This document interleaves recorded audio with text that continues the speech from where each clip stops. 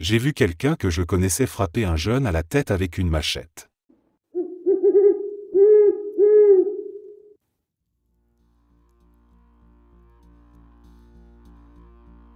Quand j'étais au catéchisme, on nous organisait parfois des rencontres dans l'église pour nous transmettre un message. Un jour, on nous a réunis pour écouter un ancien membre de gang. Il avait été invité pour raconter comment il avait quitté la violence et trouvé la foi. Il parlait calmement, presque avec fatigue, comme quelqu'un qui n'essayait plus d'impressionner personne. Il expliquait qu'il avait grandi dans un environnement où la brutalité était normale, où on suivait le groupe pour exister, et où les actes les plus graves finissaient par sembler ordinaires. Puis il est arrivé à ce qu'il appelait la pire nuit de sa vie. Avec plusieurs membres de son gang, ils avaient enlevé une jeune femme et l'avaient obligée à monter à l'arrière d'une voiture. Là, ils l'avaient violée à tour de rôle. Il n'a pas cherché à atténuer ce qu'il avait fait ni à inventer des excuses. Il disait simplement que c'était un viol collectif, commis à plusieurs contre une femme qui n'avait aucun moyen de se défendre, et qu'il porterait toujours la responsabilité de ce crime. Ce n'est qu'à la fin qu'ils ont découvert son identité. Quand ils ont retiré le sac qu'elle avait sur la tête, il a reconnu sa sœur.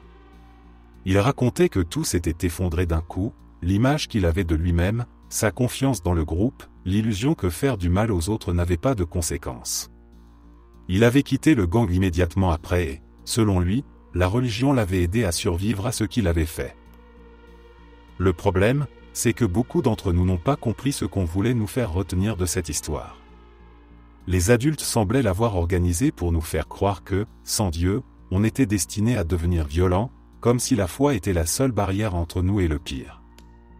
Pourtant, on peut ne croire en aucune divinité et savoir très clairement que le viol est un crime, qu'aucun groupe, aucune pression, aucun geste de bande ne le transforme en autre chose, et qu'on n'a pas besoin de religion pour respecter les autres, leur corps et leur liberté.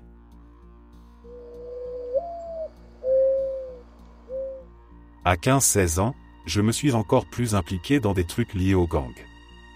Je suis allé un mois en 11e. Pendant ces quelques semaines, je traînais avec des creeps connus et on avait déjà organisé mon intégration officielle au gang. La situation à la maison était chaotique. Mes parents se renvoyaient la responsabilité comme un ballon. Quand le moment de l'initiation est arrivé, ma mère en a eu assez. Elle m'a envoyé vivre chez mon père. Quelques mois plus tard, à 17 ans, vers 2005, j'ai été placé au Job Corps. Le Job Corps, j'ai vite compris que ce n'était pas n'importe quel centre. C'était du territoire fédéral, et les ennuis y avaient des conséquences fédérales. Là-bas, je me suis retrouvé entouré de tout type de garnements, braqueurs, dealers, gamins qui cherchaient une famille parce que la leur n'existait plus.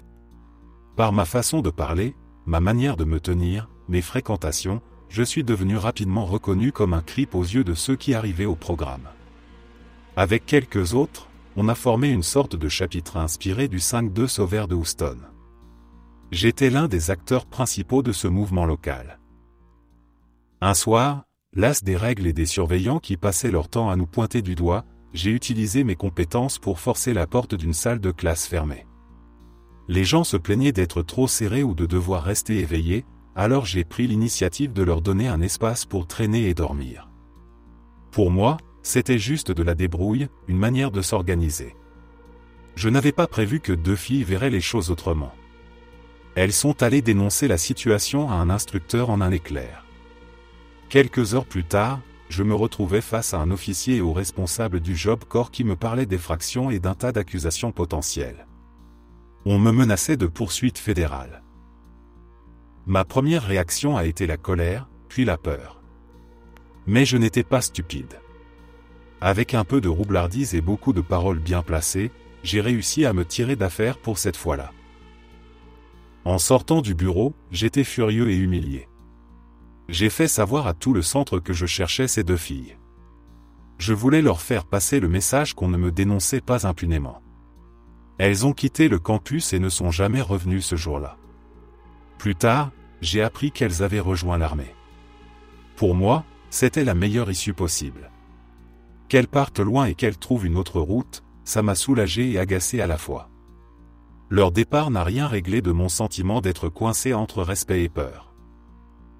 Après mon passage au Job Corps, la vie a continué de me pousser dans des directions difficiles, mais une chose est restée claire, j'ai arrêté le truc des cripes après la naissance de mon fils. La paternité a tout changé.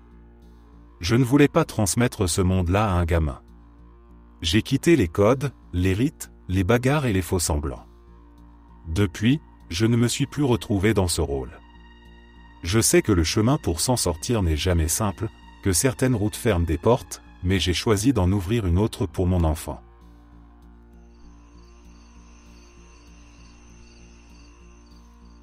Je suis brésilien. J'étais adolescent au milieu des années 2000. Je traînais avec beaucoup d'autres jeunes issus aussi de la classe moyenne basse, avec beaucoup de temps libre et la liberté d'être dans la rue à semer le chaos. Une grande partie d'entre eux étaient des hooligans.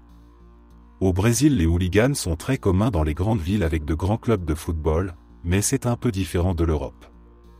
Les gens traînent dans les torcidas organizadas, portent des uniformes, parfois des armes et se battent pour des bêtises avec des gens d'autres torcidas. Le but principal est de battre et de voler le matériel des autres groupes, comme les maillots, les casquettes, les drapeaux et ce genre de choses. Il n'est pas rare de voir des gens mourir pour ces absurdités. Bref, c'était un grand groupe, mais personne ne faisait des trucs vraiment lourds comme tuer des gens, même si parfois quelqu'un avait un revolver ou un pistolet. En tout cas, je n'ai jamais entendu parler d'un meurtre. Par contre, on frappait d'autres jeunes d'autres quartiers. Certains étaient vraiment violents. Beaucoup de mes amis faisaient des arts martiaux juste pour pouvoir casser des têtes dans la rue. J'ai arrêté de traîner avec eux parce que certains de mes amis ont été arrêtés pour tentative de meurtre et ils s'en fichaient complètement même après être sortis de prison. Certains vendaient aussi de la weed et j'ai commencé à réaliser que ça devenait plus sérieux. J'avais déjà pas mal de doutes, surtout après avoir vu des gens se faire massacrer pour rien. Des bagarres de rue au hasard étaient normales. J'ai vu des gars se faire écraser la tête, des nez explosés, des dents cassées, des gens menacer d'autres avec des armes à feu. J'ai décidé de me concentrer sur les études et des années plus tard je suis avocat sans casier judiciaire, heureusement. Mes amis de cette époque vont bien je crois. Ils sont vivants et je trouve que c'est déjà une bonne chose, vu ce qu'ils faisaient et le nombre d'ennemis qu'ils se sont faits.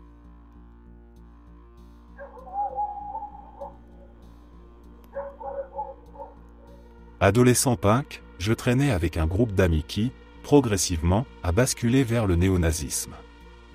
Je ne dirais pas que j'étais pleinement engagé à leur côté, mais certaines de leurs idées ont fini par m'atteindre, même si, au fond de moi, je me sentais naturellement en contradiction avec tout ça.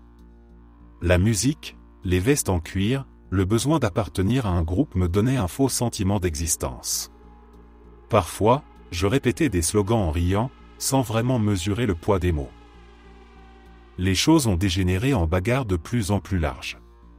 Je me retrouvais souvent à repousser mes hésitations pour épauler mes potes. Une nuit, après un affrontement dans une rue où des bouteilles avaient volé et où un gamin avait le nez en sang, l'un d'eux s'est énervé et a craché. « T'as vu comment on leur a réglé leur compte ? C'est ça la fierté. » J'ai senti la pression du groupe comme une force physique. Alors j'ai frappé. J'ai frappé des têtes. J'ai couru avec eux, porté par l'adrénaline et la peur d'être vu comme un lâche. Puis il y a eu ce moment où tout s'est arrêté dans ma tête. Je me suis retrouvé, haletant, au milieu d'un trottoir éclairé par une lumière orange, et j'ai pensé soudain, mais qu'est-ce que je suis en train de faire ? J'ai réalisé que je ne haïssais pas ces gens qu'on attaquait. Je n'étais pas nazi. Les insultes, les drapeaux, les agressions, tout ça n'était que posture. Je défendais des types que j'appelais amis, des idées auxquelles je ne croyais pas, et qui n'étaient que vides et mensonges. Cette lucidité m'a laissé un goût amer dans la bouche. La nuit suivante, j'ai évité le groupe. Le silence a été plus lourd que n'importe quelle insulte. Je me suis mis à réfléchir à qui je voulais être. J'ai compris qu'appartenir ne devait jamais signifier renoncer à ma conscience. Je me suis souvenu de mes premières révoltes, celles qui venaient de la musique, de l'envie d'exister, pas de la haine. Lentement, j'ai pris mes distances. Pas sans douleur, pas sans douter. J'ai affronté des regards, des questions, et parfois la tentation de revenir. Mais chaque fois que je repensais à ce trottoir, à cette violence gratuite, je savais que j'avais fait le bon choix.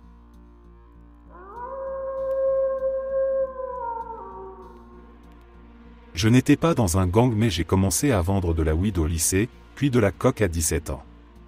Après quelques années je suis devenu un gros vendeur de cocaïne. J'ai commencé à consommer jeune et j'ai arrêté vers mes 20 ans parce que j'ai trouvé une drogue encore plus forte, l'héroïne. L'héroïne à tout prix. Je vendais pour pouvoir continuer à vivre ma vie. J'avais des appartements, des voitures, une moto, des filles. Mais petit à petit l'héroïne m'a pris plus que tout. J'en avais besoin chaque jour et je me concentrais de moins en moins sur la vente de coke. Je gagnais de moins en moins d'argent, j'ai perdu de bons amis et de bonnes connexions. Puis un matin à 5 heures, ma porte a été défoncée. Je savais que j'étais une cible pour la police et pour des voleurs, alors je barricadais toujours ma porte. Ils ont mis plus de temps que d'habitude à entrer, ce qui m'a donné le temps de jeter pour 20 000 $ de cocaïne dans les toilettes. Les policiers ont tiré et tué mon chien, qui n'attaquait même pas. Ils n'ont pas trouvé de drogue ou d'armes parce que je gardais tout ailleurs. Au final j'ai eu de la chance, sauf qu'après leur départ je suis tombé en manque. J'avais déjà souffert de manque plusieurs fois, j'avais essayé d'arrêter, mais être enfermé 3 jours en cellule en pleine crise, c'était horrible. J'ai passé 2 semaines dans une prison sale avant d'obtenir une libération conditionnelle. Le jour où je suis sorti, je suis allé directement voir un dealer pour acheter de l'héroïne. J'ai découvert que les policiers avaient volé tout mon argent. J'ai dû vendre mon appartement pour payer les avocats, et grâce à eux toutes les charges ont été abandonnées. J'ai dépensé le reste de mes économies à ne rien faire pendant plusieurs mois. Puis j'ai compris que je devais soit replonger dans la vente, soit trouver un vrai travail. Un bon ami à moi était grutier. Il m'a fait rentrer dans son entreprise et dans le syndicat. J'ai fini par adorer ce métier. Je gagnais un salaire correct, pas du tout ce que la coque rapportait, mais j'ai appris à m'adapter et à faire un budget. Presque tous les anciens amis du milieu ont disparu, sauf 2 amis importants. J'ai finalement réussi à arrêter l'héroïne après des années de lutte.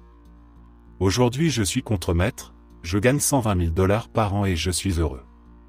C'était une bataille mais ça valait la peine de vivre sans la peur d'aller en prison ou de tomber en manque. Pour ceux qui se battent encore, tenez bon et continuez le combat. Ça vaut vraiment le coup au final. Je repense parfois au moment où je m'amusais, mais aussi à toutes les choses douteuses que j'ai faites pour monter dans ce milieu, et ça me garde les pieds sur terre.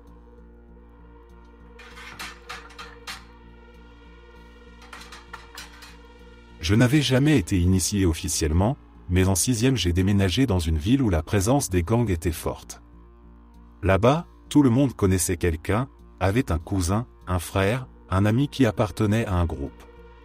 On en parlait comme si c'était normal, comme si ça faisait partie de la culture du quartier. Le collège où j'avais été inscrit était considéré comme un établissement des cripes, ce qui, avec du recul, me semble absurde. Pourtant, à 11 ans, on ne questionne pas vraiment l'absurdité. On veut juste exister, appartenir à quelque chose. Je voulais être accepté, rire avec les autres, ne pas passer pour le nouveau perdu qui ne connaît personne. Alors je me suis mis à traîner avec des élèves déjà bien trop à l'aise avec l'illégalité. Mon camarade de casier, un garçon de mon âge mais avec une attitude d'adulte fatigué, m'a convaincu de vendre de l'herbe depuis notre casier. Au début, je tremblais chaque fois qu'un professeur s'approchait trop près. J'avais l'impression de porter une bombe contre ma poitrine. Pourtant, l'argent facile, les félicitations idiotes de ceux qui trouvaient ça courageux, tout cela me poussait à continuer. Pendant quelques mois, j'ai joué à être un petit trafiquant. Les jours ressemblaient à des films mal écrits. Je vivais dans la peur d'être découvert et dans le désir d'être respecté. Puis un après-midi, mon camarade m'a dit qu'il était temps de me faire accepter officiellement. Il m'a expliqué calmement que pour faire partie du groupe, il fallait être frappé par plusieurs membres pour prouver qu'on pouvait encaisser. 8 garçons, minimum. J'ai senti mon estomac se nouer. Je n'avais jamais levé la main sur qui que ce soit. J'avais été élevé par une mère seule et 2 grandes sœurs. Ma maison était un endroit bruyant mais tendre. On se disputait, on riait, mais on ne s'attaquait jamais. L'idée d'être roué de coups par des adolescents qui se prenaient pour des soldats me terrifiait. Cette nuit-là, je suis rentré à la maison avec la gorge serrée. À table, je fixais mon assiette sans parler. Ma mère a remarqué tout de suite que quelque chose n'allait pas. Alors j'ai tout raconté. La vente, la violence, l'initiation qui approchait. Elle n'a pas hésité une seule seconde. Elle m'a retiré du collège dès la semaine suivante. Une fois les formalités faites, elle a annoncé qu'on déménagerait à nouveau. Pas dans 1 an. Pas dans 6 mois. Dans quelques semaines. Je me suis senti coupable de la forcer à fuir encore une fois, mais elle m'a répondu que la seule chose qui comptait était que je grandisse vivant, libre et hors de ce milieu. 1 an plus tard, j'ai appris par un ancien camarade que mon coéquipier de casier avait été tué. Une histoire de vol qui avait mal tourné, un pistolet sorti trop vite, une balle tirée sans réfléchir. 14 ans et déjà dans une tombe. Quand j'ai entendu la nouvelle, je suis resté immobile, incapable de parler. Son visage m'est revenu, nos discussions chuchotées dans le casier, nos rires nerveux, cette fausse impression d'être des adultes. Je pense parfois à ce qui aurait pu se passer si j'étais resté. Peut-être que j'aurais été blessé. Peut-être que j'aurais fini en prison. Peut-être que mon prénom serait aussi gravé sur une pierre froide. Ces pensées me traversent comme un frisson. Puis je respire et je me dis que j'ai eu de la chance. Juste assez de peur pour dire la vérité à ma mère. Juste assez de temps pour m'échapper avant de devenir quelqu'un d'autre. Un jour, comme nous l'avions fait des centaines de fois, nous sommes entrés dans un supermarché. Chacun de nous a pris un pack de 30 bières ou quelques bouteilles d'alcool, puis nous sommes allés directement vers la sortie sans payer, comme si on défiait quelqu'un d'essayer de nous arrêter. Sauf que cette fois, il y avait une nouvelle employée. Elle a couru vers nous et a crié « Arrêtez !» puis elle a attrapé mon ami par le bras. Nous nous sommes figés. Mon ami a tourné la tête lentement pour regarder sa main, comme si c'était une mouche posée sur lui. Sans faire le moindre geste, il l'a regardé dans les yeux et d'une voix froide que je ne lui avais jamais entendue, il a dit « Salope, tu as intérêt à me lâcher tout de suite. » Tout à coup elle a compris la situation. Elle a levé les mains et a reculé d'un pas, le visage rempli de peur. La terreur que j'ai vue dans ses yeux, la perte d'innocence qui vient quand on comprend que certaines personnes peuvent te blesser alors que tu fais simplement ce qui est juste, ça m'a brisé quelque chose à l'intérieur. D'un coup, je me suis senti écrasé par la culpabilité et par la tristesse de lui avoir fait ressentir cette peur. J'ai compris que je ne voulais plus devenir ce genre de personne. Nous sommes partis en rigolant, pleins de bravade, à nous taper dans le dos, mais mes mains n'arrêtaient pas de trembler et j'ai inventé une excuse pour rentrer chez moi. Ce jour-là a marqué le début de la fin de mes années de petit voyou. J'ai trouvé un travail et je m'y suis consacré. Petit à petit j'ai arrêté de voir ses amis, puis un jour je me suis rendu compte que je n'avais parlé à aucun d'eux depuis des mois. Aujourd'hui je suis un type assez banal, presque 40 ans, un travail à temps plein, une femme et un enfant, la routine. Mes anciens amis, l'un est mort d'une overdose, un autre est sans abri et vit dans un parc, un autre se débat encore avec l'addiction tout en essayant d'être père, et pour les autres je n'ai aucune idée de ce qu'ils sont devenus. Je me sens chanceux d'être parti au bon moment.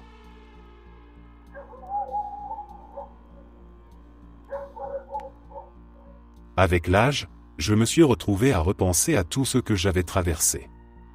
J'avais connu des situations vraiment sombres, des nuits où je pensais ne jamais rentrer chez moi. Pourtant, rien de tout cela ne m'avait calmé.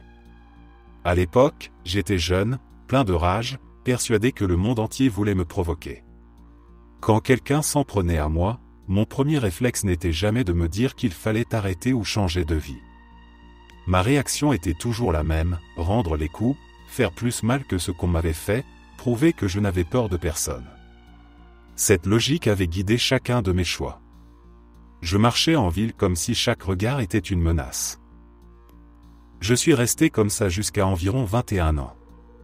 Puis tout a changé le jour où j'ai rencontré celle qui deviendrait ma femme. Au début, je n'y croyais pas vraiment.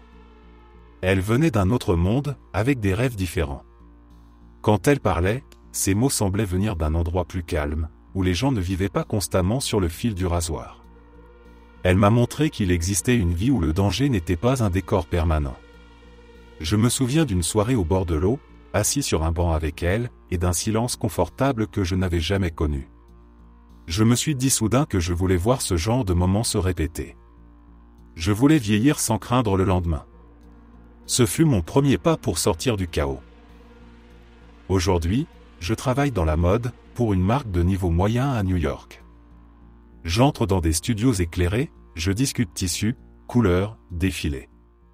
Je gagne ma vie honnêtement, je ris souvent, je respire. Certains jours, je passe devant les vitrines des boutiques et je me dis que j'ai réussi à devenir quelqu'un que j'aurais admiré plus jeune. Je garde toujours contact avec mes anciens amis. Je les aime. Ce sont des morceaux de ma vie, même si la route s'est séparée. Quand je leur parle, je vois clairement ceux qui sont restés trop longtemps dans l'ancien monde. Certains sont morts, et ce n'est même pas la violence qui les a emportés. C'est la tristesse, la fatigue, l'impression de n'exister nulle part. Ils ont vieilli dans des cages invisibles. Pas de diplôme, pas de permis d'espérer. Impossible de trouver un emploi avec un casier judiciaire. Pas de GID, donc même l'armée leur fermait la porte. Je les ai vus se transformer. Au début ils étaient en colère, sur deux, pleins de bravade. Puis la frustration s'est installée. Ensuite la supplication. Ils n'étaient plus des caïds, mais des hommes en train de demander une chance qu'on ne leur donnerait jamais. Un matin, j'apprenais qu'un autre venait de mourir. Overdose, suicide, solitude. Les anciennes légendes du quartier disparaissaient, une à une. Quand je repense à ceux qui étaient considérés comme les plus cools, je souris tristement. Avec le temps, tout le monde a compris qu'ils n'étaient pas des modèles. C'étaient juste des hommes perdus, coincés dans un rôle qu'ils n'avaient jamais su quitter. Heureusement, certains avaient terminé l'école. Ceux-là s'en sortaient. Ils travaillaient dans des usines, sur des chantiers, dans des ateliers. Ce n'étaient pas des vies extraordinaires, mais ils avaient une maison, une voiture correcte, une famille parfois. Ils étaient heureux, ou peut-être simplement apaisés. Ils ne cherchaient plus la guerre, seulement un bout de tranquillité. Et c'était déjà beaucoup.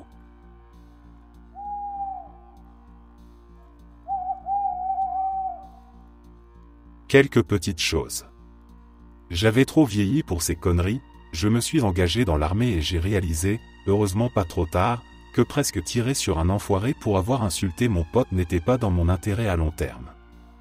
Je repense à ce moment et putain, heureusement que je n'ai pas fait une connerie pareille. Le manque de respect est tellement sérieux parce que, dans cet environnement, ta réputation est à la fois ton bouclier et un indicateur vital de ta place dans la hiérarchie sociale. Les gens plaisantent sur le street cred, mais c'est complètement réel. Se laisser manquer de respect est perçu comme un signe de faiblesse. Ça peut te marquer comme une victime appréciée, ou comme quelqu'un d'irrégulier et donc une charge qu'on évitera, ce qui peut rendre la vie beaucoup plus dure si tu galères déjà. C'est extrêmement difficile d'évoluer dans ces milieux sans être prêt à recourir à la violence physique si on te provoque. Il y a des règles non écrites propres à certaines communautés. Par exemple, chez moi on pouvait plus ou moins répondre à une insulte par de la posture tant que ce n'était pas extrêmement grave, mais si ça se répétait on s'attendait à ce que tu passes à l'action.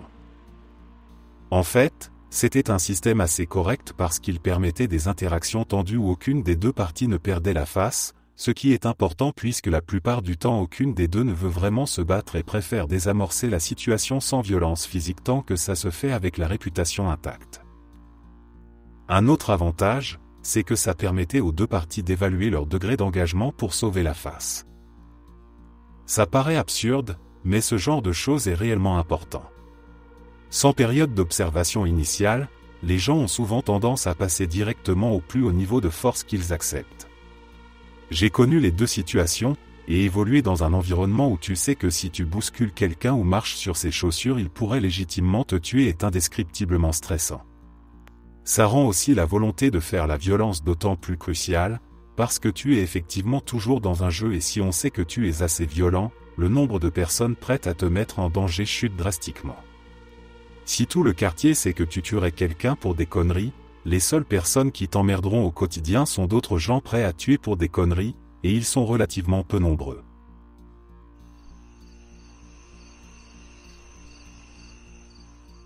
En vieillissant, ça a commencé à me sembler ridicule. Je me sentais bête à représenter un groupe de décrocheurs de troisième. J'avais envie de représenter ma propre vie, pas une bande de mecs qui n'avaient jamais cherché à s'élever. Ceux qui n'étaient pas morts ou en prison vivaient encore chez leurs parents. La seule chose qu'ils possédaient, qui leur donnait une identité, c'était ce bandana rouge qu'ils arboraient comme un trophée. Un soir, je suis allé avec eux à une fête et j'ai regardé autour de moi. Les visages ne changeaient pas, la discussion restait la même. J'ai pensé à voix haute. On fait quoi de nos vies? On attend quoi? Un des gars a répondu en riant. On n'attend rien, frère. On vit maintenant. Cette réponse m'a frappé comme une claque. J'ai réalisé qu'on avait confondu mouvement et immobilisme. Je me suis senti à la fois coupable et libéré de m'éloigner. J'ai vite compris qu'il n'y avait pas grand-chose à faire avec l'argent de la drogue si on ne le blanchissait pas, et blanchir, c'est compliqué et cher. Je me suis souvenu d'un ami qui avait essayé d'acheter un petit appartement. À la banque, aucune preuve de revenu légitime, dossier refusé. Pareil pour les voitures.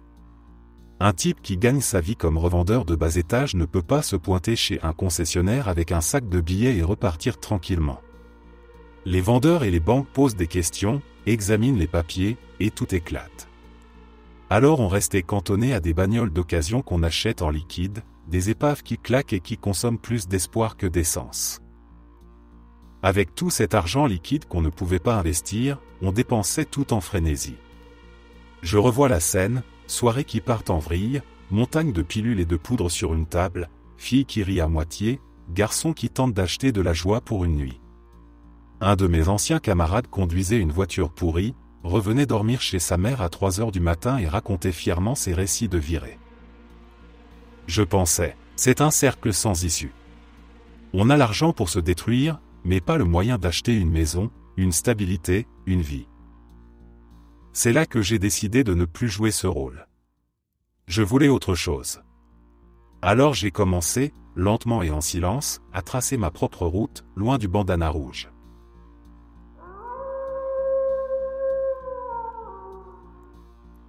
Mon père était dealer et ma mère faisait partie de ces femmes qui veulent sortir avec un dealer. Puis elle est tombée enceinte de moi. Pour faire court, ce n'était pas une enfance remplie d'amour, d'opportunités et de soutien. Au Royaume-Uni, la culture des gangs dépend vraiment de la région. À l'époque, je vivais dans le Kent Nord-Ouest, pratiquement Londres mais moins urbain. J'ai rejoint un gang multiracial alors que j'étais encore à l'école, ce qui signifiait que je passais mon temps à boire, à fumer de la weed et à porter un couteau. Notre gang était particulièrement axé sur la violence et les comportements antisociaux. Les habituelles guerres de territoire se terminaient en baston. On traînait sur la plus haute colline du coin et dans un ensemble d'appartements abandonnés juste à côté. Nos moments célèbres reposaient sur 2 incidents.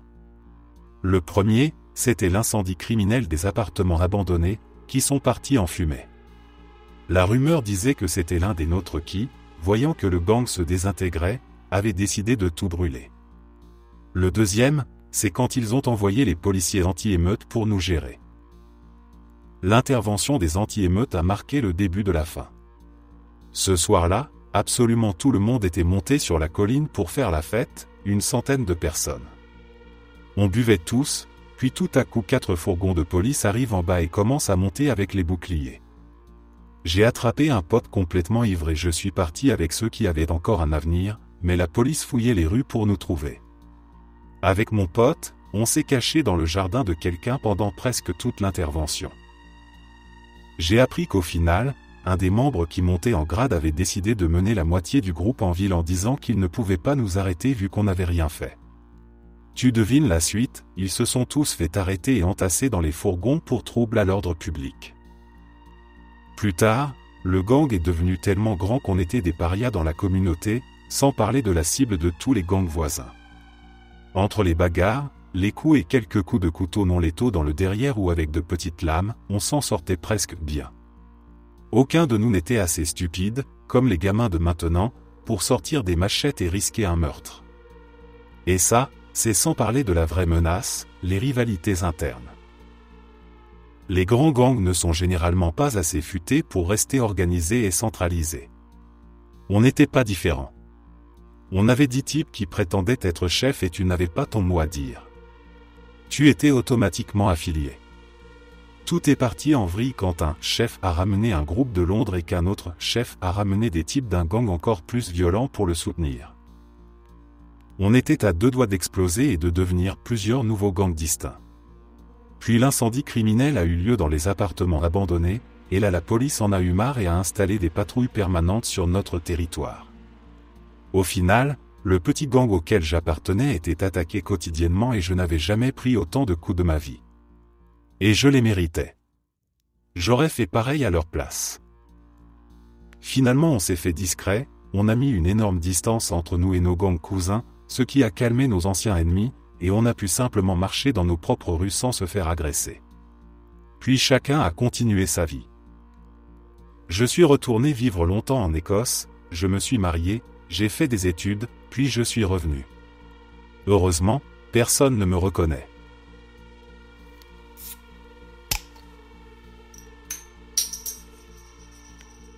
Une amie proche à moi avait accepté un travail comme danseuse gogo dans un bar. Un des membres d'un grand gang de bikers connu y travaillait aussi, il servait un peu de garde du corps. Son rôle était d'empêcher les types ivres de la toucher ou de l'importuner. Au fil des semaines, elle avait fini par le considérer comme un ami. Il lui offrait des cigarettes, veillait sur elle quand elle sortait tard et disait que tant qu'elle était avec eux, personne ne lui ferait de mal.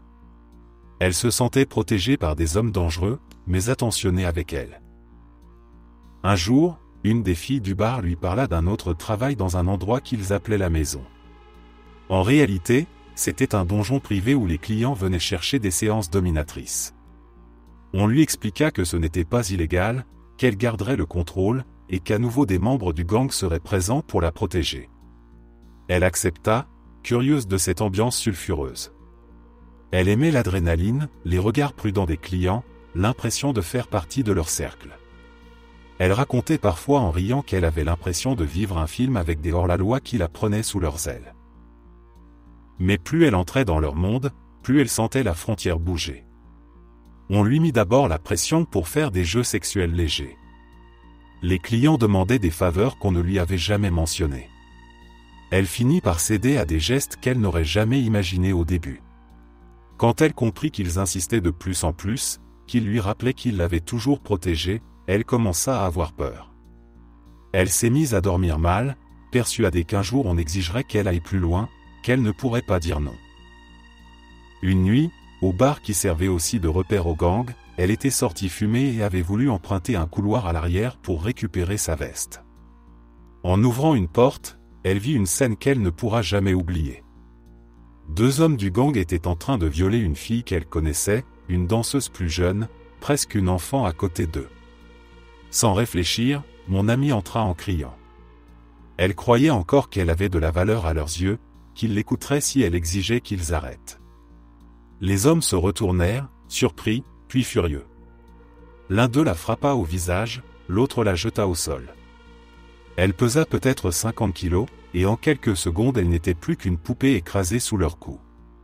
Ils lui soufflèrent à l'oreille que si elle parlait à quelqu'un, si elle allait voir la police ou même une amie, la prochaine victime serait elle. Elle s'est échappée dès qu'elle a pu. Le lendemain matin, elle a vidé son casier, quitté son appartement et coupé tout contact. Ses jambes tremblaient à chaque coin de rue. Pendant des années, elle évitait les bars, les motos, même le bruit d'un moteur trop puissant. Elle avait toujours l'impression que l'un d'eux surgirait derrière elle avec un sourire froid. Ce qui la hante encore aujourd'hui, plusieurs décennies plus tard, ce n'est pas seulement la peur. C'est la culpabilité. Elle pense à la jeune fille qu'elle n'a pas pu sauver, à toutes les choses qu'elle a vues sans jamais les dire à la police. Elle répète parfois qu'elle aurait dû être plus courageuse, qu'elle aurait dû parler, qu'elle aurait dû arrêter ces hommes. Et pourtant, personne ne lui en voudrait d'avoir eu peur. Personne ne mérite de porter seul un secret aussi lourd.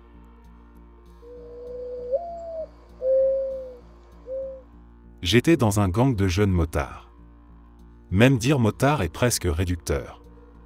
Ces types, c'était comme si Antifa et les Hells Angels avaient eu un enfant psychopathe.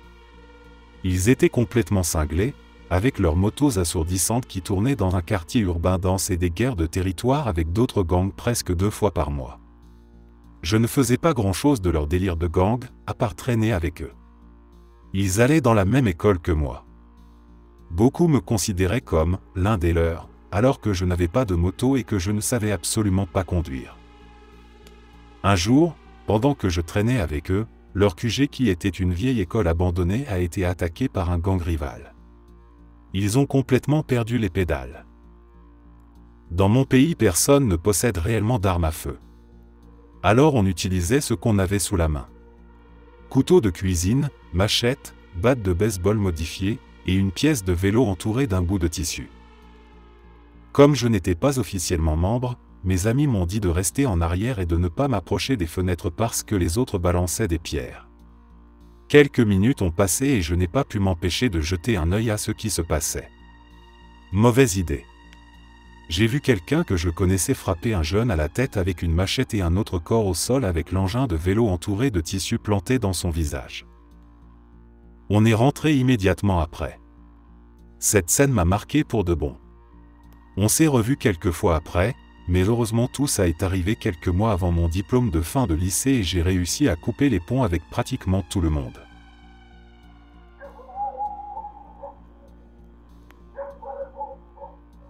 Moi et mon groupe avions reçu une mission précise.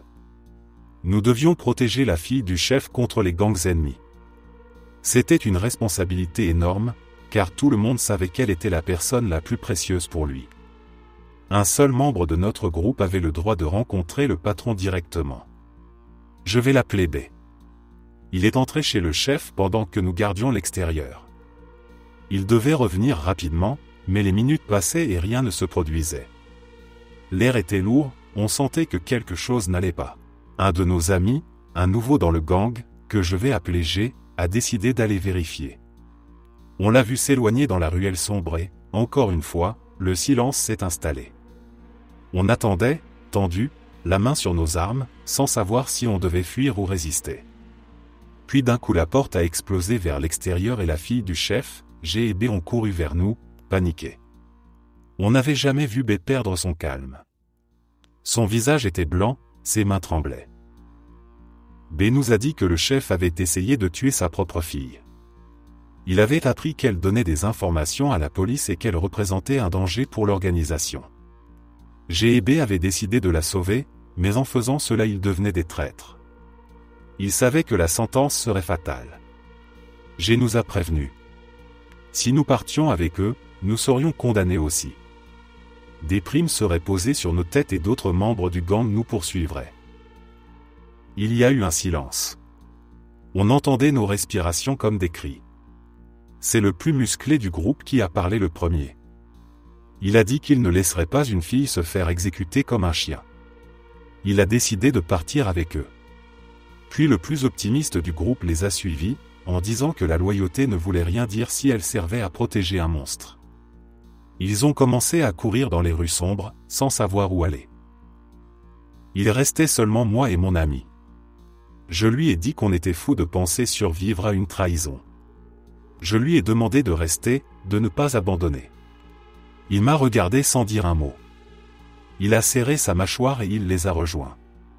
En quelques secondes j'étais seul. Pas de famille, pas de gang, pas de chef. Juste un vide. J'étais resté d'un côté par peur, par habitude, ou peut-être par lâcheté. 6 mois plus tard j'ai appris ce qu'il était arrivé. Beaucoup de mes anciens amis ont été assassinés par d'autres gangs ou par des membres de notre propre organisation. Ils ont été retrouvés dans des voitures brûlées, dans des cages d'escalier, dans des fossés. Les seuls survivants étaient G, la fille, et le plus optimiste. B était mort très vite. On ne sait pas si c'était un piège ou une vengeance.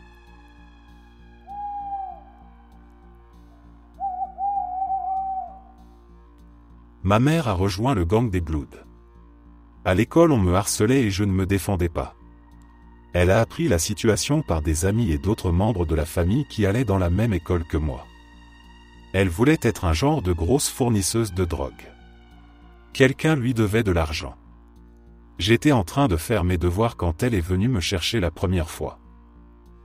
Elle m'a dit, « Tu vas me rendre un service. » J'ai répondu, « Ok, d'accord, quoi ?» Elle m'a dit, « Quelqu'un me doit de l'argent et je sais que je ne vais pas le récupérer.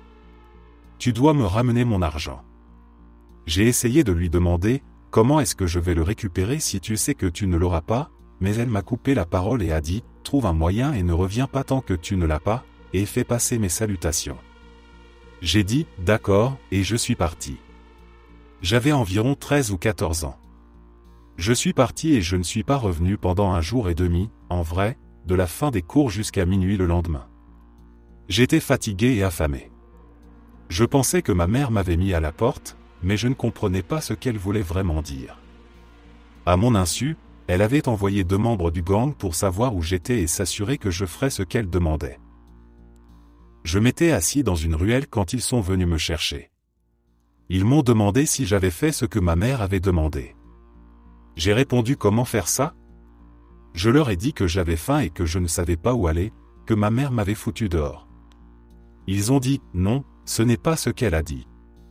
Ils m'ont emmené manger quelque chose puis nous sommes allés chez la personne en question. Ils m'ont dit, frappe à la porte. Je l'ai fait. L'homme qu'elle cherchait est venu ouvrir et a demandé, qui es-tu? Que veux-tu? Avant que je puisse répondre, 2 membres du gang ont chargé dans la maison en disant, reste là. Ils m'ont fait entrer 5 minutes plus tard et m'ont demandé, tu te souviens de ce que ta mère a dit? J'ai répondu, oui. Ils m'ont dit, fais-le. Je suis entré dans la pièce et j'ai vu l'homme attaché à une chaise avec des nappes, il criait, pourquoi vous faites ça? J'ai de l'argent, je vous donnerai n'importe quoi, ne me faites pas de mal. L'homme avait probablement une batte près de la porte. L'un des 2 m'a donné la batte en disant, je veux que tu le frappes avec. J'ai hésité au début.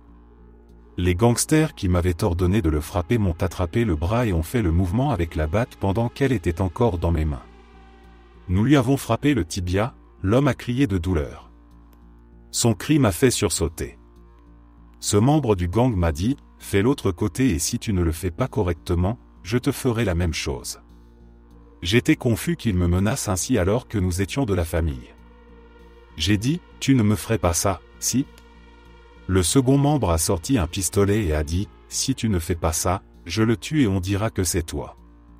Terrifié, j'ai commencé à frapper l'homme attaché à la chaise à la jambe à répétition. Je ne me suis rendu compte que sa jambe était cassée que lorsque du sang m'a éclaboussé le visage. Sa jambe était en sang, l'homme s'était évanoui et moi aussi.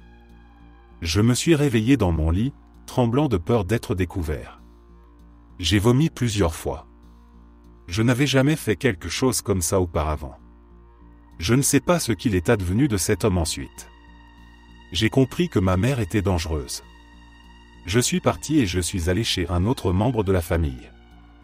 Je ne leur ai jamais vraiment raconté, mais ils le savaient un peu. Aujourd'hui je sais me défendre, mais je repense toujours à ce que j'ai fait.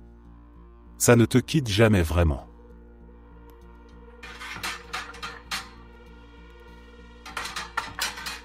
Presque toute ma famille est impliquée dans la drogue ou dans un autre type de criminalité.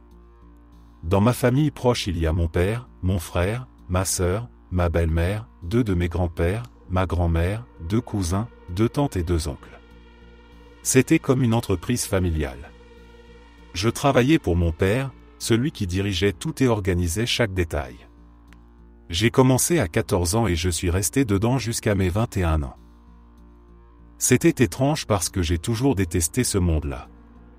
J'avais honte de ce que je faisais, honte de ce que nous étions devenus. Pourtant une partie de moi l'aimait. C'était tout ce que j'avais connu.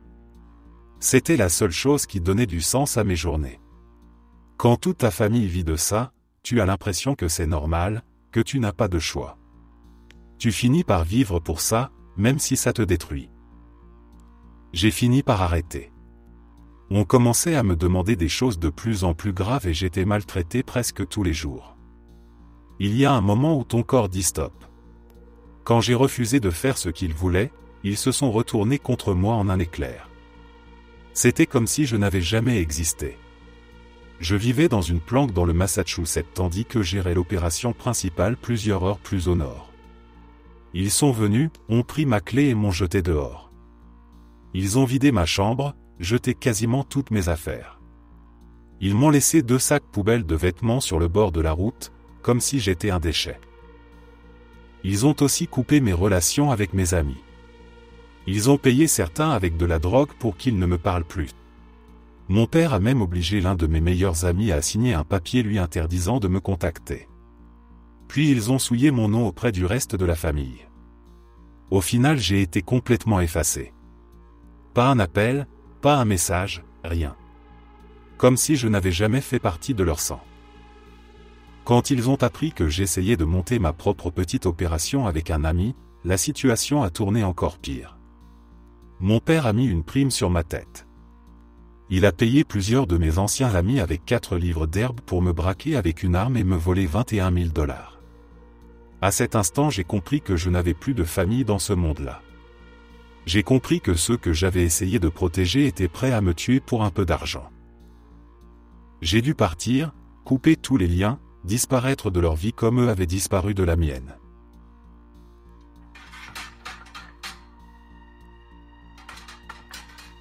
Contexte, cet incident est arrivé quand j'avais environ 17 ou 18 ans.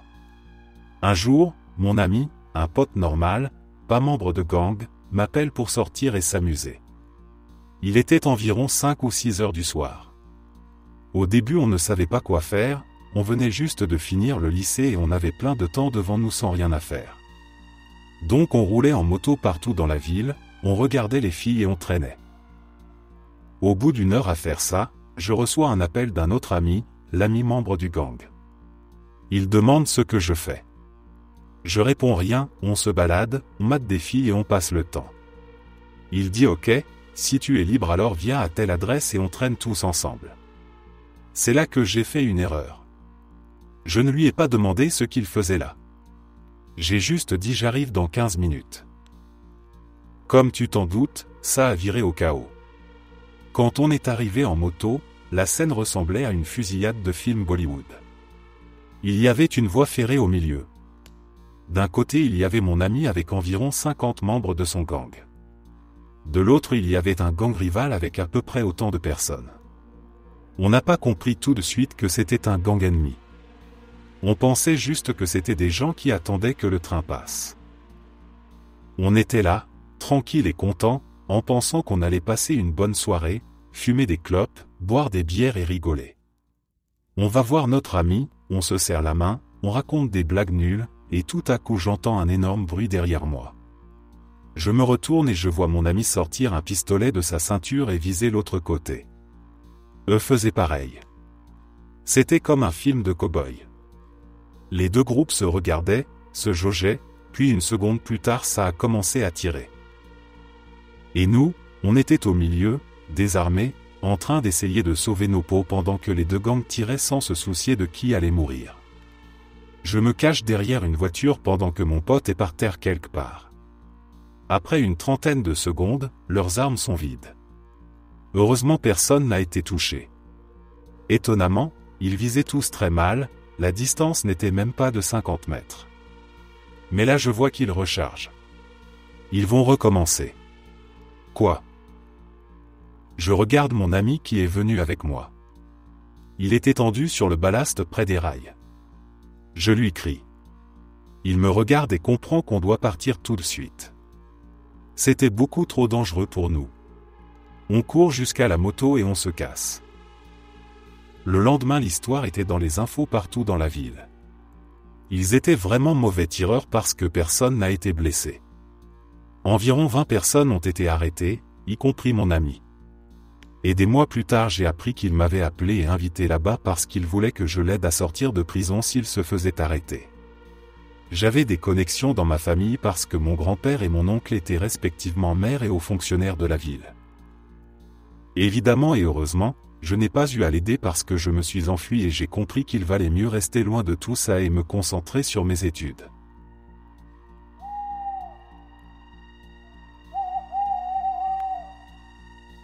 J'ai été la petite amie d'un membre de gang.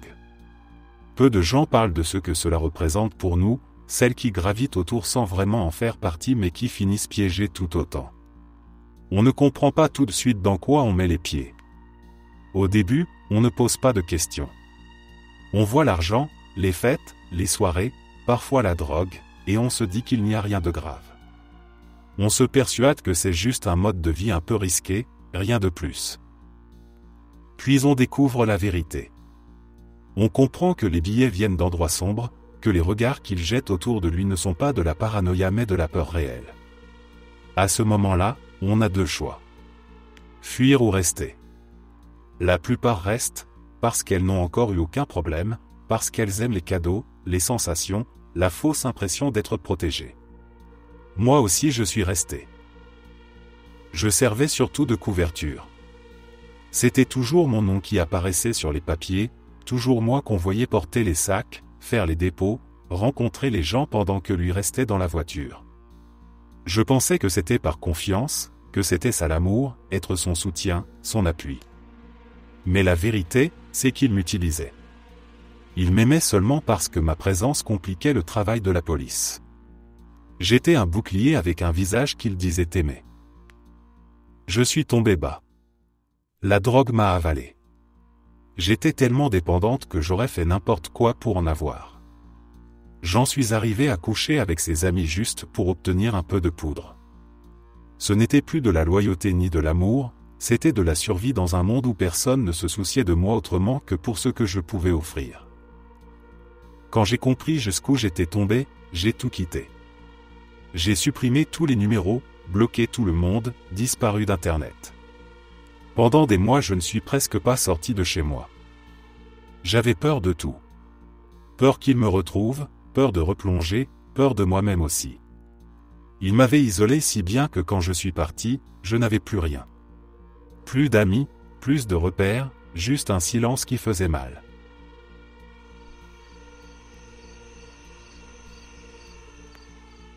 En 2001 ou 2002, à une rue de chez moi, un homme blanc qui rentrait chez lui après son service de nuit au 7-Eleven a été abattu par un inconnu. Il marchait simplement sur le trottoir, les épaules fatiguées, son sac encore rempli des restes de son repas de pause. Il ne connaissait pas ses agresseurs et eux ne le connaissaient pas non plus. Pour entrer dans ce gang, il suffisait de tuer la première personne qui passait. Ce soir-là, cet homme est devenu leur cible parce qu'il était là au mauvais moment. Le quartier est resté silencieux pendant plusieurs jours après le meurtre. Les gens sortaient moins tard, les parents rappelaient leurs enfants plus tôt, et même les chiens semblaient aboyer davantage la nuit. Personne n'avait de réponse, juste un mélange de peur et de colère. Les policiers interrogeaient les voisins, mais la plupart baissaient la tête. Certains savaient sûrement des choses, mais parler revenait à signer son arrêt de mort. Être dans un gang n'a jamais été uniquement une histoire de rivalité entre bandes. Derrière l'image qu'on voit dans les films, il y a la réalité. Intimidation, vol, extorsion et menaces sont bien plus fréquents que les fusillades spectaculaires.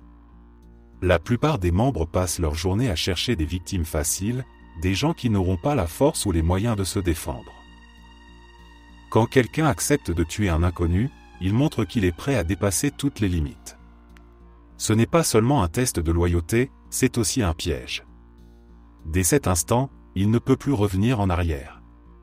Le gang sait ce qu'il a fait, il sait que la personne a du sang sur les mains, et cette culpabilité devient une chaîne invisible. Si un membre pense s'éloigner, on lui rappelle ce crime. On lui dit qu'il n'a plus de vie honnête possible. On lui fait croire qu'il appartient à ce monde parce qu'il n'en aura jamais d'autre.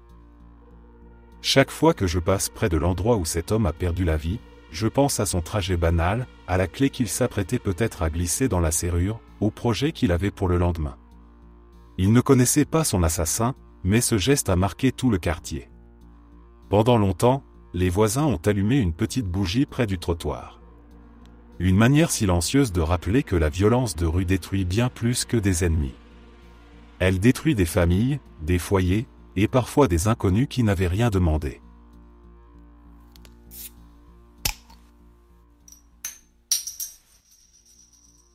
Mon cousin a tué quelqu'un. Peu importe que la victime ait mérité ou non, et je n'étais même pas présent ce soir-là. Ce qui comptait vraiment, c'est que ça a détruit une partie de ma famille. Ma tante et ma mère en ont été dévastées. Il n'y a rien de glorieux dans une histoire comme celle-là, seulement du chagrin et des gens qui se demandent comment tout a pu basculer aussi vite. À cette époque, je dois l'avouer, j'aimais faire partie de ce groupe. Je ne sais même pas si on pouvait appeler ça un gang. C'était juste un cercle de jeunes voyageurs, des gars qui buvaient trop, qui traînaient dans les parcs, qui cherchaient souvent des bagarres. Parfois on se battait entre nous, parfois contre d'autres bandes, mais on se croyait vivant, libre et indestructible. On ne voyait pas que la violence devenait un langage et que ça finissait forcément par aller trop loin. Mon cousin était un peu plus âgé que moi. Un soir, lui et quelques autres ont sauté sur un type et lui ont donné des coups de pied à la tête. Personne n'a vraiment compris pourquoi. Une provocation, un regard mal placé, ou juste l'arrogance de penser qu'on pouvait faire du mal sans conséquence. L'homme est mort. Ce n'était pas une bagarre de gamin, c'était un meurtre. Mon cousin a été condamné à la prison à vie, mais il a été libéré en conditionnel après une dizaine d'années. Ça me paraissait peu, mais il était jeune lorsqu'il l'a fait. Il est ressorti transformé, vieilli, cassé par l'enfermement. Rien en lui ne rappelait le garçon bruyant qui courait dans les parcs en frappant tout ce qui bougeait. Sa liberté n'avait plus le même goût.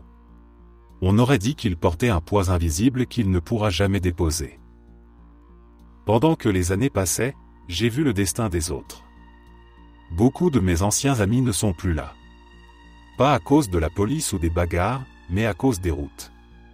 Trop d'alcool, trop de vitesse, trop de voitures volées. J'ai assisté à des enterrements où les cercueils étaient trop petits et les familles trop jeunes pour supporter autant de douleurs.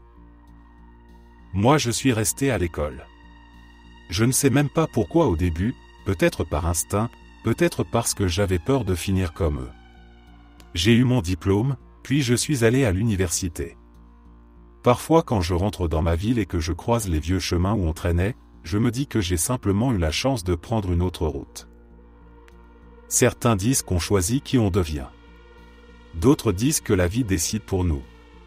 Ce que je sais, c'est qu'il suffit d'une seule nuit, d'un seul coup, pour détruire plusieurs vies d'un coup. Et je suis reconnaissant de m'en être éloigné à temps.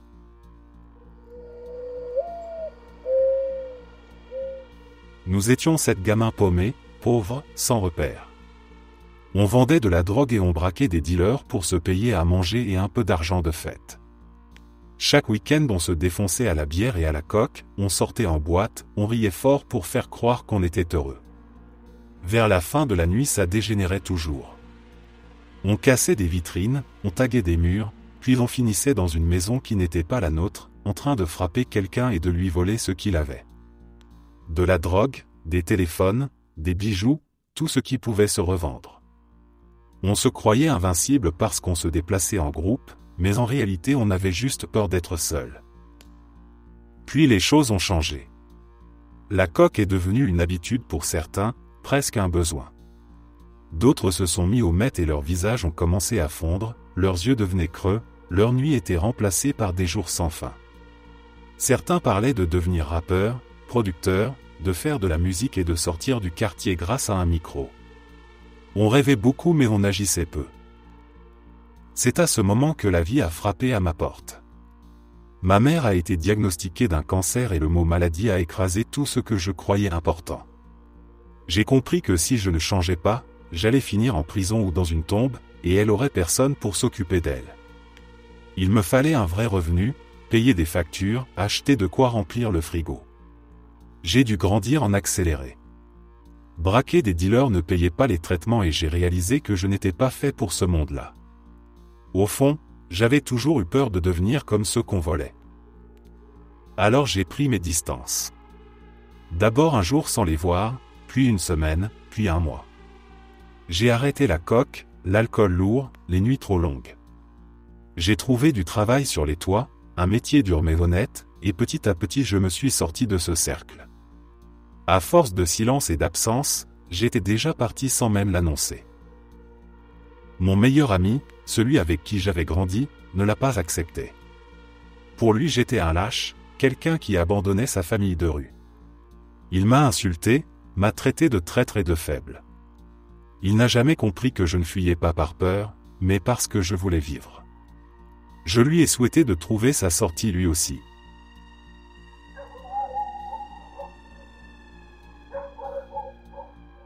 Mon groupe d'amis était connu comme une bande à éviter. On cherchait les ennuis et on en trouvait toujours. On se battait régulièrement avec d'autres groupes venus d'autres quartiers de la ville. On vendait de la drogue, on cambriolait des maisons, on débarquait dans des soirées innocentes pour braquer tout le monde et repartir comme si c'était normal. On pensait être intouchables, comme si rien ne pouvait nous arriver. Un soir, j'avais un premier rendez-vous avec une femme incroyable. Je l'avais rencontrée grâce à une amie commune. Cette amie me connaissait loin de ce monde-là, alors la pauvre fille n'avait aucune idée du danger. Avec elle, je me sentais différent. J'avais envie de la faire rire, de la découvrir, de montrer que j'étais plus qu'un banal voyou. Pendant quelques heures, j'y ai cru. On a dîné, on a parlé comme si le reste du monde n'existait pas. Quand on est sorti du restaurant pour rejoindre la voiture, j'ai compris trop tard que quelqu'un nous avait repérés. Une voiture était garée plus loin, moteur allumé, vitres baissées. Avant que je puisse réagir, une rafale est partie et le parking s'est rempli de bruit de métal et de cris. Ils ont vidé un chargeur entier en passant à toute vitesse. Les balles ont ricoché partout. Elle s'est effondrée derrière la portière en hurlant et j'ai cru que je venais de la tuer simplement en l'ayant invitée à sortir. Il n'y a pas de mots pour décrire la honte que j'ai ressentie.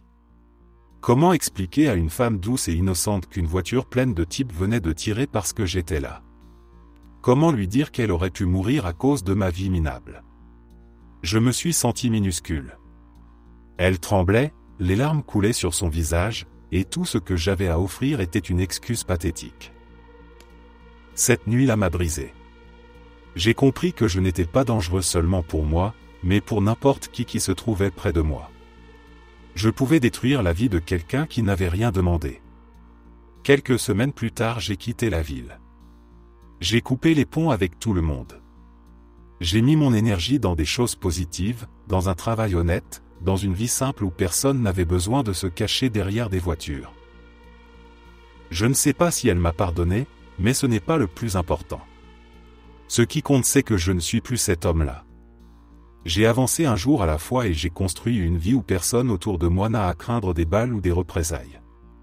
Parfois il faut toucher le fond pour comprendre qu'on est en train de ruiner ce qu'on touche. C'est ce soir-là que j'ai décidé de devenir quelqu'un d'autre.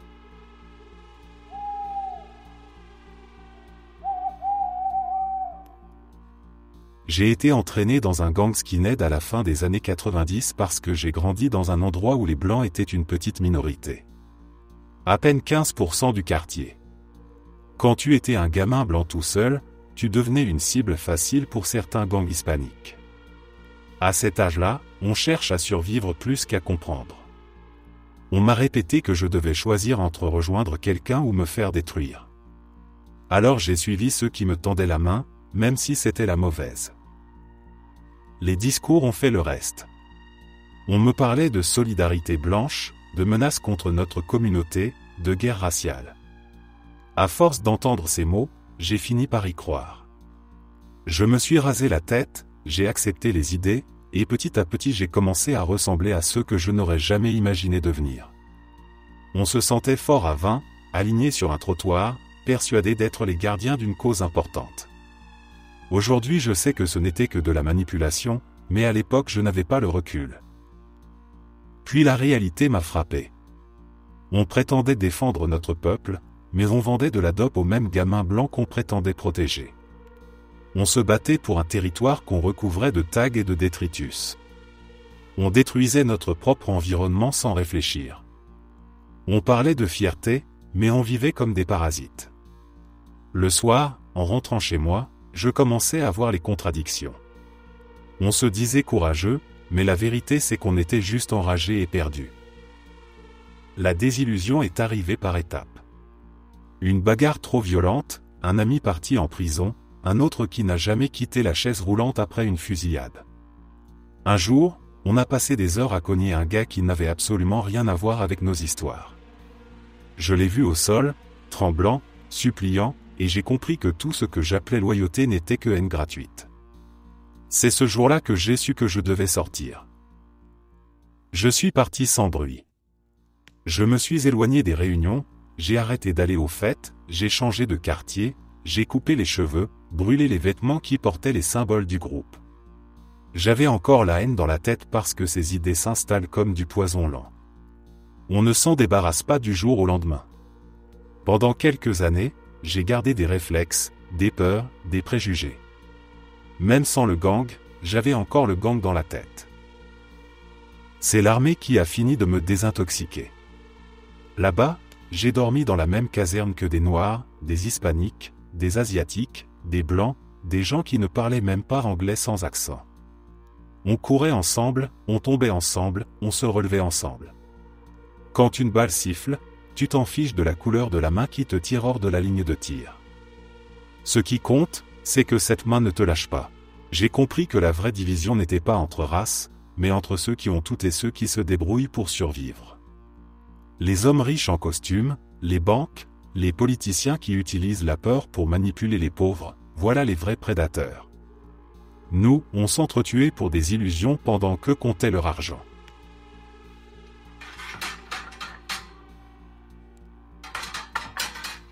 J'ai fait partie d'une triade et une grande guerre dans le milieu a éclaté.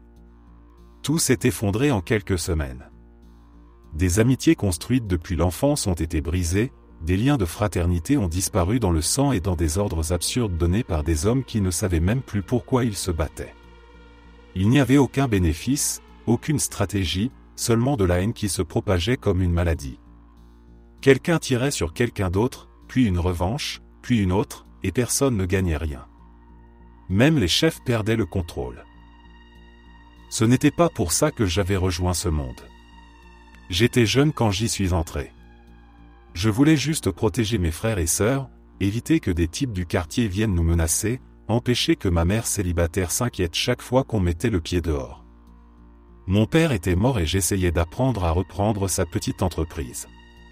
À l'époque, la triade me semblait être une sécurité, un moyen de montrer aux autres qu'on ne pouvait pas nous marcher dessus.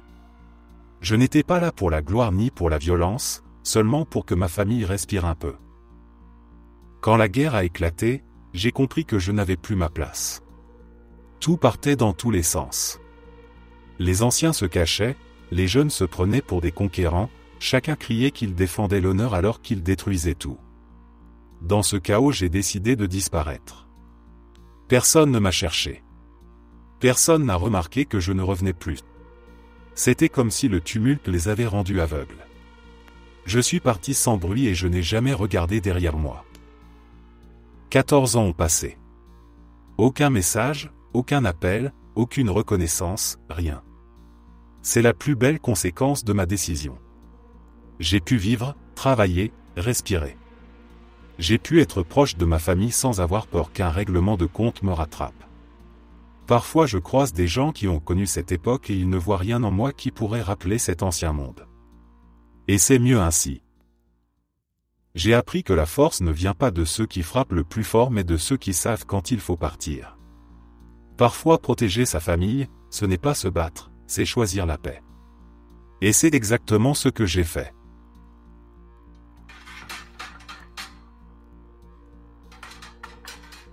Un collègue m'a raconté son histoire. Il vendait de la drogue, pas juste quelques sachets mais de grosses quantités, assez pour se faire en peu de temps une petite fortune. Il refusait de dire le montant exact, mais il m'a laissé entendre que c'était largement plus de 50 000 $. Pendant un moment, il vivait comme quelqu'un qui avait réussi. Pas de patron, pas d'horaire, de l'argent qui circulait en liquide, des nuits longues et des journées floues. Un jour, le chef du réseau lui a demandé de garder un colis. Rien d'inhabituel, juste un paquet enveloppé dans du plastique, scotché et marqué d'un code. Il l'a rangé derrière un faux panneau dans le mur de son salon. Quelques jours plus tard, un des hommes du chef est venu frapper à sa porte. Même visage froid, même ton sec que d'habitude. Il a dit qu'il venait chercher le colis. Mon collègue ne s'est pas méfié, il lui a donné sans poser de questions. Dans ce milieu, poser des questions est souvent une manière de signer sa propre condamnation. Un jour passe. Le chef débarque en personne pour récupérer le colis.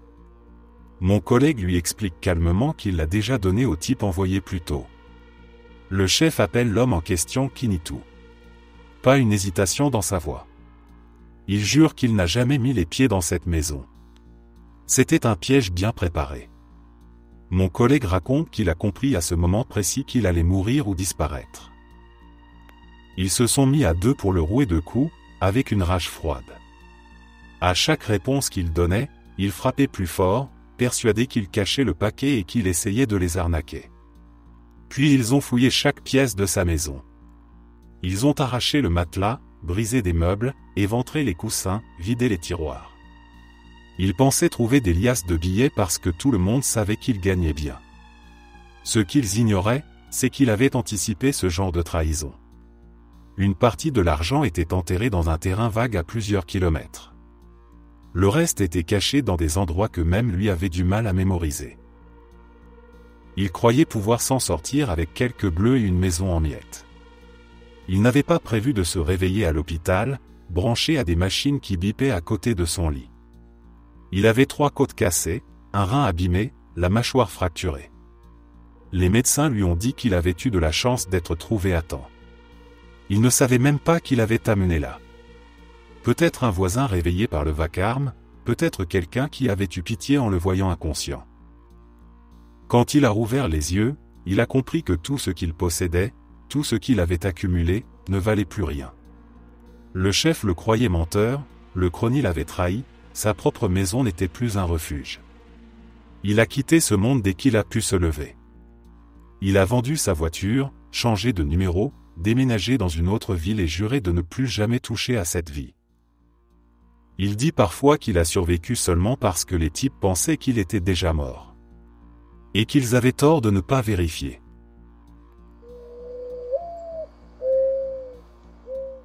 Mon père était un crip à Houston au Texas. Il s'était aussi lié d'amitié avec des membres des Folks, ce qui n'était pas évident à l'époque. Il avait grandi dans un quartier où les couleurs et les alliances décidaient de ta place et de ton avenir. Pour beaucoup, c'était la seule famille qu'ils avaient, la seule protection, la seule façon de survivre sans disparaître dans l'oubli. À 16 ans, quand ma mère est tombée enceinte, il l'a demandée en mariage et il a quitté la vie de gang. Il ne raconte jamais comment il s'en est sorti. Il dit juste qu'il a tourné la page. Mais je sais comment ça fonctionne. On ne rentre pas dans un gang comme on rejoint un club et surtout, on n'en sort pas avec un simple au revoir. Pour disparaître, il a dû faire quelque chose qu'il garde pour lui, quelque chose qui lui colle encore au cœur. Je l'ai vu certaines nuits, silencieux, réveillé avant l'aube, incapable de trouver le sommeil. On dirait qu'il protège sa famille en gardant ce passé enfermé dans sa tête. Pendant 9 ans il a vécu un enfer avec ma mère, une femme incontrôlable, violente dans ses mots, imprévisible dans ses gestes. Il a traversé une fausse couche, 2 enfants, et un mariage qui l'usait plus qu'il ne le sauvait. C'est étrange de dire qu'un cauchemar a pu le réparer, mais d'une certaine manière c'est arrivé. Après leur séparation il est parti, pas pour s'enfuir, mais pour reconstruire. Il s'est remarié avec une femme qui le respectait, qui lui parlait sans hurler et qui comprenait d'où il venait. Sa nouvelle famille l'a accueilli sans le juger. Il a trouvé des enfants qui n'avaient pas besoin d'un héros, juste d'un père. Il est resté près de sa mère, de son père et de ses frères et sœurs. Petit à petit il est redevenu un homme normal, quelqu'un qui peut rire autour d'un barbecue sans regarder derrière lui à chaque bruit. Parfois les choses tournent mal avant de s'améliorer. Parfois on doit tomber pour apprendre comment se relever. Mon père n'a jamais été parfait, mais il a protégé sa famille, il s'est battu pour devenir meilleur et il a accepté de changer pour offrir une vie plus saine à ceux qu'il aime. Et même si personne ne saura jamais comment il a quitté ce monde-là, je sais qu'il l'a fait pour nous. Il m'a appris que les erreurs ne te définissent pas. Ce qui compte peut venir après, dans la manière dont tu te relèves et dans les choix que tu fais pour ne pas redevenir celui que tu étais. Parfois c'est ça, être un homme.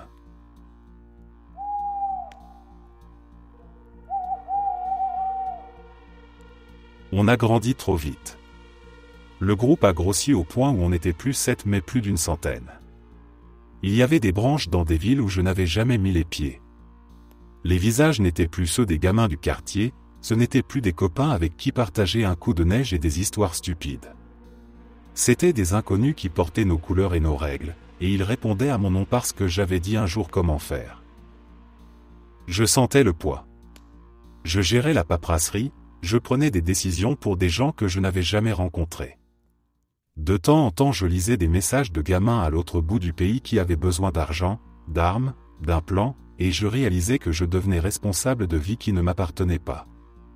La responsabilité, pour moi, n'était pas un trophée. C'était une chaîne. Alors j'ai donné les clés à mon bras droit. Je lui ai remis le pouvoir en lui disant qu'il savait mener, qu'il avait plus la rage, et qu'il pourrait gérer la machine mieux que moi. Je ne pensais pas partir pour de bon. Je pensais être un fantôme bienveillant, donnant des directives à distance, prêt à intervenir si les choses allaient trop loin. Mais une porte qu'on ouvre se referme rarement de la même façon. Au début tout semblait bien. Mon bras droit avait de la poigne et de la méthode. Il organisait mieux les transports, il recrutait des types qui savaient se battre et protéger le territoire. Puis la dynamique a changé. Le groupe a commencé à chercher plus de pouvoir plutôt que plus de stabilité. Ils ne se contentaient plus de vendre et de défendre. Ils voulaient étendre leur influence par la force et par l'argent. Je l'ai su par des rumeurs. Des messages anonymes, des appels, des photos sur lesquelles je reconnaissais à peine certains visages. On m'envoyait des vidéos de descente, de bastons filmés avec fierté. Une fois, un ancien copain m'a envoyé un message bref. Ils font le sale boulot pour les cartels. Prudence. J'ai relu ce message 3 fois. Je voulais lui répondre que j'avais confiance en mon ancien lieutenant, que c'était pour le bien du groupe, mais quelque chose dans ma gorge m'en empêchait. Quand j'ai enfin regardé la vérité en face, c'était trop tard. Ceux qui restaient étaient devenus une force d'intervention. Ils exécutaient, ils protégeaient les cargaisons, ils pouvaient faire taire un rival d'un coup de fil. Ils n'étaient plus un gang de rue. Ils étaient une branche d'un système plus grand, dédié à l'application et à l'intimidation. Les hommes en costume, les têtes du cartel, envoyaient des instructions et recevaient des résultats. J'ai senti une colère sourde me gagner. J'avais l'impression d'être devenu complice par inaction. J'étais parti pour ne pas voir ce monstre grandir, et il avait pris mon nom. Où était la fierté que j'avais un jour voulu protéger ? Tout ce que je voyais maintenant, c'était des gens qui violaient la même dignité qu'on disait défendre. Je me suis approché de lui une nuit, discret, pour comprendre. Il ne m'a pas demandé mon avis sur les contrats qu'il signait. Il m'a regardé comme on regarde un rival qui hésite. Il m'a dit, on fait ce qu'il faut pour rester en haut. Si tu veux revenir, tu rentres et tu t'endurcis. Sinon, tu laisses. J'ai compris que je n'avais plus de rôle. Le groupe m'appartenait plus. J'étais un souvenir gênant. Ils ont continué sans moi. Les histoires de guerre de territoire, d'extorsion et d'envoi ont augmenté. Les noms que je connaissais sont devenus des chiffres sur une feuille de paie qui n'apparaissent jamais dans les comptes bancaires d'un innocent. À la fin, ce qui restait de notre bande n'était qu'un bras armé, méthodique, au service d'un cartel qui voulait contrôler la rue pour mieux contrôler le marché. J'ai su que j'avais fait la bonne chose en partant, mais j'ai aussi senti la culpabilité d'avoir mis les bases de quelque chose qui avait fini par m'échapper.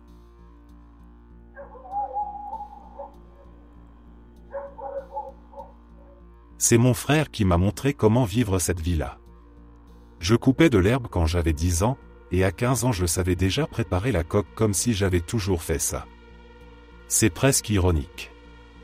Mon frère m'a appris tout ça, pourtant après avoir pris une condamnation il est sorti en décidant de changer. Il a rencontré une femme, il a acheté une maison, il s'est marié et ma nièce est arrivée. Il est devenu un autre homme pendant que moi je restais coincé dans nos vieilles habitudes. À l'école je n'étais pas bon. Je n'arrivais pas à me concentrer, je dormais en classe, je pensais à l'argent rapide, aux combines, aux petits deals. Pourtant je voulais au moins obtenir mon diplôme. J'ai travaillé comme un malade pour réussir à temps.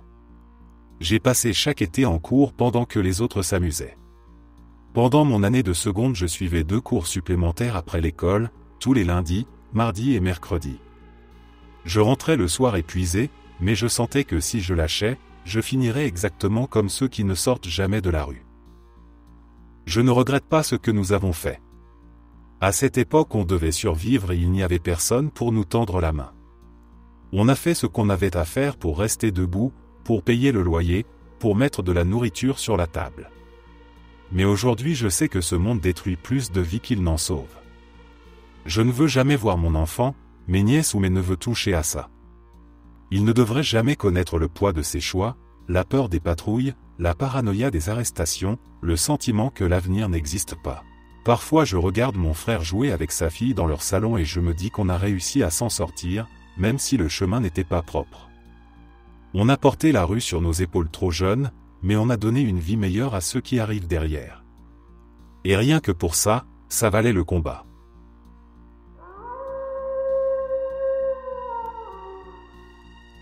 J'avais 17 ans quand tout a basculé. Une nuit dans un billard, une dispute stupide, des regards de travers, un mot trop fort, puis une lame qui traverse ma peau avant même que je comprenne que quelqu'un avait un couteau. Je me souviens surtout du froid qui m'a envahi, de la façon dont les voix autour de moi devenaient étouffées, comme si le monde s'éloignait. Je pensais que j'allais mourir là, entre la fumée de cigarettes et le bruit des boules qui s'entrechoquaient. À l'hôpital, les médecins ont arrêté l'hémorragie. Je suis resté des heures à fixer le plafond blanc, incapable de penser à autre chose qu'à la manière dont ma vie aurait pu s'arrêter dans une salle où je traînais juste pour tuer le temps. Quand je suis sorti, j'étais encore engourdi, rempli de morphine, la tête lourde.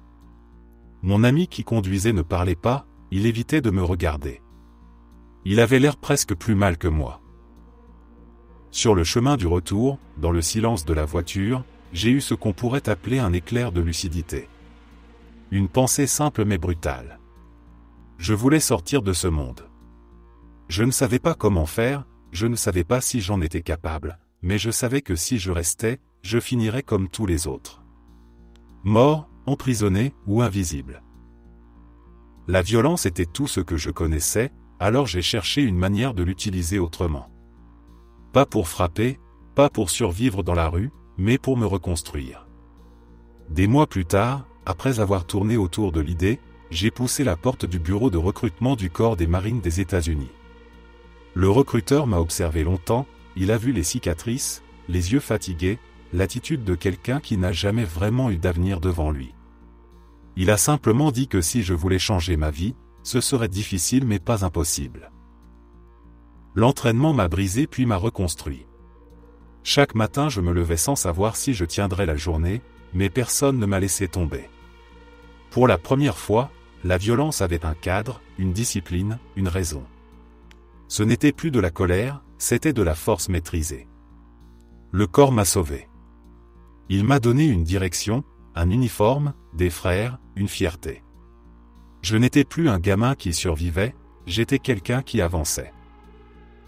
Quand je regarde en arrière, presque 20 ans plus tard, le contraste est brutal.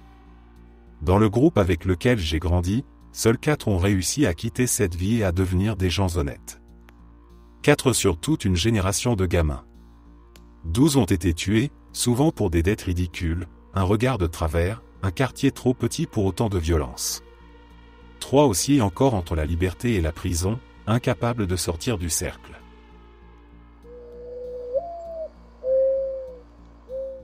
J'étais prospect dans un gang de motards. À l'époque, je romantisais vraiment son off anarchy et je me suis retrouvé en Garonne dans le chapitre local d'un club très connu. J'étais plutôt discret, je donnais des coups de main, je nettoyais, je portais des caisses, n'importe quoi pour me faire accepter.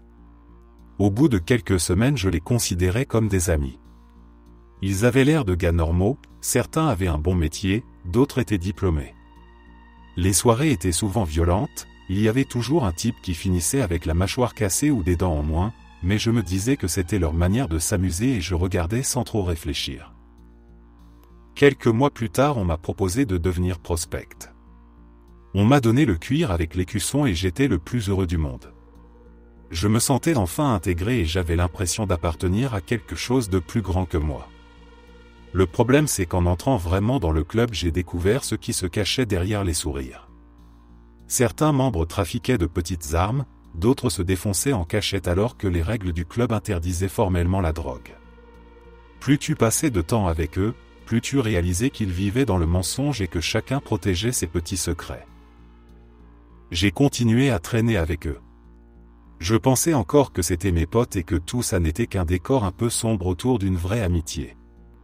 Puis un soir ils m'ont demandé de voler du matériel électronique dans un camion stationné sur un parking. Je me suis rappelé mon cousin qui avait pris 3 ans de prison pour un simple autoradio. Je voyais déjà ma mère pleurer et mon père me regarder sans un mot. J'ai refusé. Je pensais qu'ils allaient juste me traiter de lâche. À la place j'ai reçu la pire raclée de ma vie. Ils m'ont mis à terre, m'ont frappé jusqu'à ce que je ne sente plus mes jambes et m'ont arraché ma veste. Avant de partir ils m'ont prévenu que si je revenais ils recommenceraient mais cette fois ils me laisseraient peut-être pas repartir. Je suis rentré chez moi en titubant, couvert de sang et de honte. J'ai jeté mes bottes dans un placard et je ne suis plus monté sur une moto pendant longtemps. Ce soir-là j'ai compris qu'on peut facilement se perdre quand on cherche à appartenir à un groupe, même si ce groupe donne l'impression d'être une famille. Parfois la famille que tu cherches est la première qui te détruit.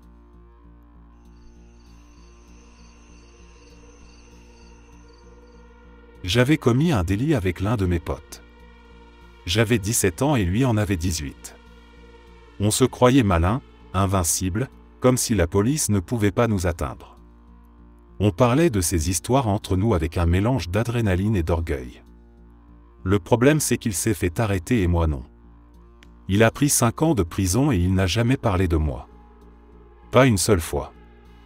Il aurait pu me balancer, me faire tomber avec lui, mais il s'est tu. Je lui en étais reconnaissant, mais la vérité c'est que j'ai eu peur. Je m'approchais de mes 18 ans et je savais que si je continuais dans cette voie, la prochaine erreur me conduirait directement en cellule. Je voyais ma mère vieillir d'inquiétude, je voyais mon père qui ne disait rien mais qui comprenait tout. Alors j'ai tourné le dos à cette vie. J'ai arrêté de sortir avec le groupe, arrêté de chercher les problèmes, arrêté de jouer au dur. Je n'ai plus jamais participé à quelque chose d'illégal. J'ai disparu de leur horizon sans prévenir personne. Plus de 10 ans ont passé. Aujourd'hui je suis médecin. Je soigne des gens, j'essaie de réparer ce que la vie casse et parfois je repense à l'ado que j'étais. J'ai l'impression que ce n'est même plus moi. Plus de rage dans le cœur, plus de haine envers le monde. Je me lève le matin avec un but, je rentre le soir sans peur. Parfois je me demande ce qu'est devenu mon ami. Je me demande si la prison l'a détruit ou s'il a trouvé lui aussi un nouveau chemin. Peut-être qu'un jour je le recroiserai par hasard. Peut-être qu'il ne me reconnaîtra même pas, et quelque part ce serait logique. Je suis loin de ce gamin qui vivait en courant devant les sirènes. Maintenant je sauve des vies et j'essaie d'en être digne.